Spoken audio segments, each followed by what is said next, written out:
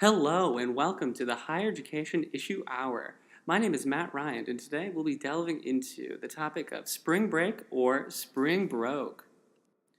Today I have with me Susan, Maisie, and Molly, who are going to introduce themselves a little bit. Hey Matt, thanks for having me. My name is Susan Murphy. Hi, I'm Maisie Mitchell. Hi, I'm Molly Clayman. Well, it's great to have you all on today. So to get us started, why don't we just talk a little bit about maybe what we did in spring break for our undergrad. So for me, I had a little bit of an unconventional spring breaks. I went to Canada. It was, pretty interesting to go to Canada for spring break because there's snow on the ground. But we went because it was cheaper. It was kind of just like impromptu kind of thing we did. And truly, me and some friends really bonded. I had a great time. Probably spent like $400, and then did Smoky Mountains my senior year. So again, not a little more in the spring break mindset, but it's kind of what I ended up doing. How about you all? Awesome, that sounds fun. So every year since my sophomore year of undergrad, I have gone to Florida to visit my grandparents. So I go down to Fort Pierce. They're right on the beach on the Atlantic coast there. And I don't really spend much on it, and that's kind of one of the big perks of me going. I like to go to visit my grandparents in general. But we have a good time. We always go kayaking, we hang out on the beach, we do some fun stuff. We always play board games, but it's good. I usually just get my plane ticket down, and that's usually like $200, and then I stay there for a week with them. Yeah, it's not bad at all. I stay with them for a week, and I don't have to pay for the food and stuff while I'm there. Grandparents, they like to feed you. So it's always good. Yeah, I've done that every year. I just got back in March from going, and this time it was a good time around. I did not get sunburnt. Good. So that's great to hear. Yeah. Maisie, how about you? So for my spring break, I didn't do anything my freshman or sophomore year, but my junior year, I ended up going to my fiance's grandparents' house in Florida, so that was super nice. They live really close to Fort Lauderdale, so we went and stayed with them. So that was really cheap. We ended up getting like an Allegiant flight that was like $30 one way. So, and we just took a backpack because we couldn't afford any luggage. But then my senior year, I had like airfare left over, so I got bumped off a flight, and they gave me a round trip somewhere in the United States. So we ended up going to New Orleans. Cool. And yeah, so we stayed there, and then, Nice. So it was like super cheap. We could only eat one meal a day, and then the rest of the time we had Slim Jims and Trail Mix, so Okay. That was pretty fun. At least you went somewhere. Yeah. Right? Yeah. Molly?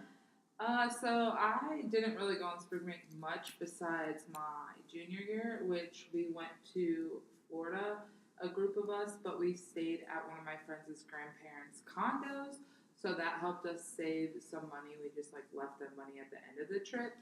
So that was kind of cool to be able to do that. But it was still expensive not paying attention to how much it costs to eat out and do different activities there. So we spent more money than you plan, which is different than you always have a budget. But once you get there and you're like, oh, this seems like fun. This is a once-in-a-lifetime opportunity. Then everything becomes that, and then you spend more money than you think. So other than that, going home was my other options throughout my time in undergrad, but that was mainly because I didn't have a major interest in going anywhere specific and spending the money at the time. Yeah, no. Well, that makes sense, and that kind of gives a good starting point for some of the background of why we looked into this study. But I think really what got started for us was in class. Dave was talking about a possible topic with this, and then how it was close to spring break, so kind of seeing what people would be doing, kind of what that looked like. So with that, we just really wanted to focus on undergraduate students because even though I went on a spring break and I know you did, Maisie, not everyone does while you are in graduate school.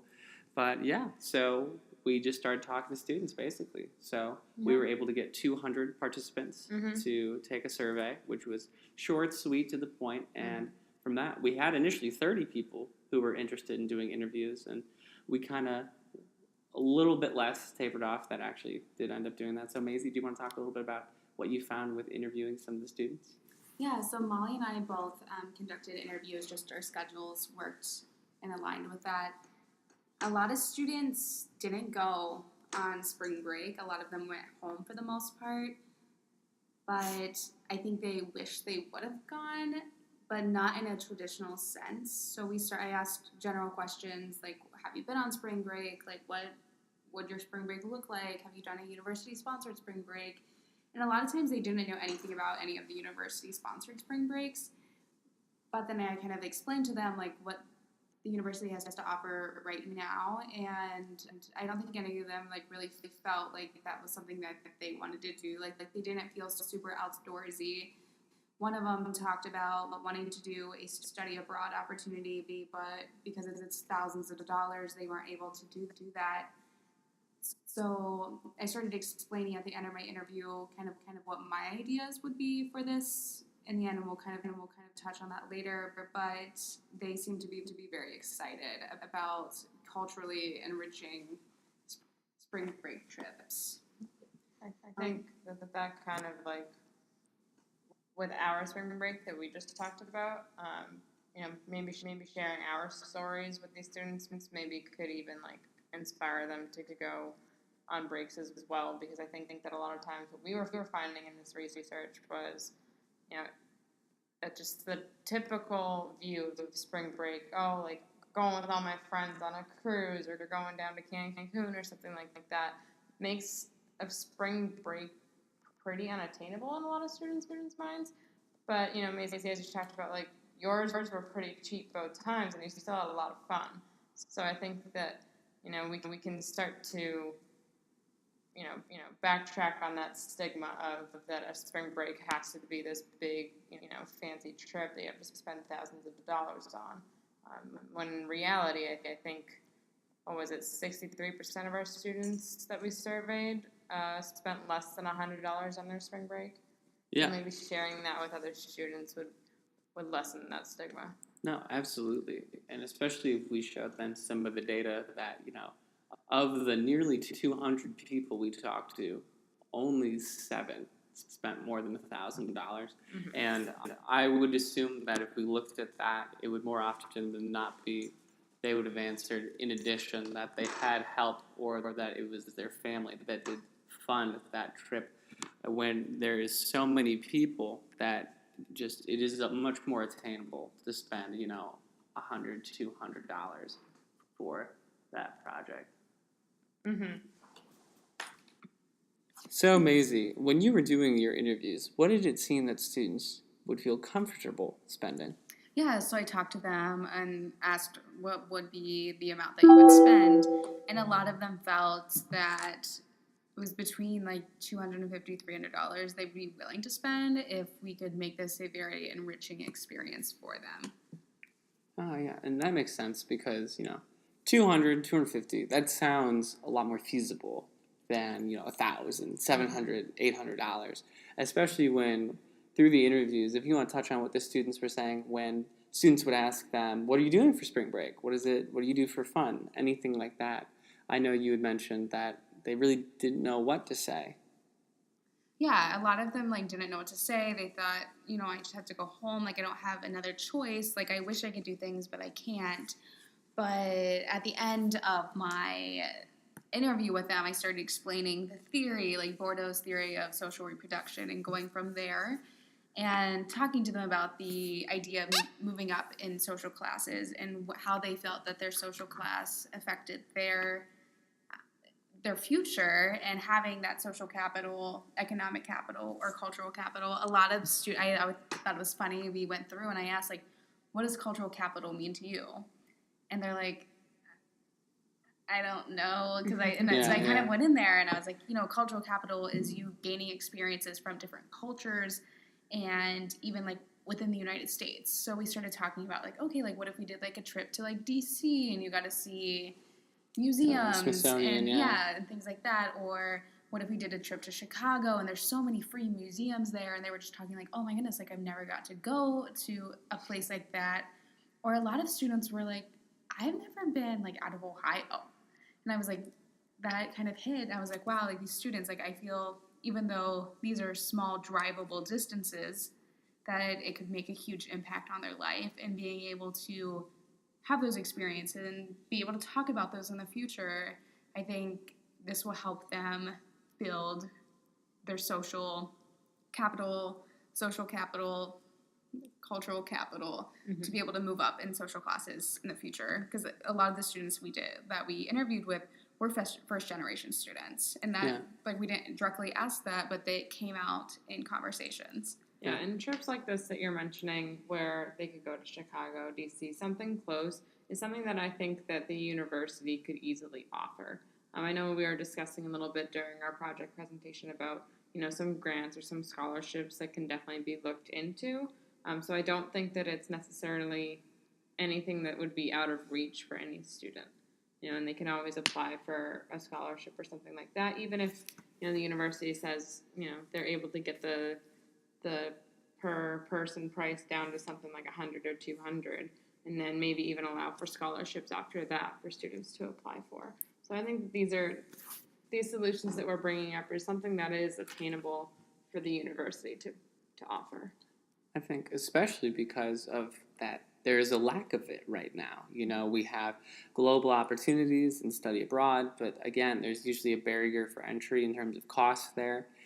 Susan can speak to the point from Rec Services that individuals, maybe they don't want to do outdoorsy things. That isn't always appeal to everyone. And with the Office of Community Engagement, they're doing service, but that's usually localized to the Athens area, or camping, but still doing service in an hour or two away. So definitely that is lacking, that cultural piece. And even if you could do it, 10, 15 students, that's 10 or 15 students more you're reaching that you aren't previously.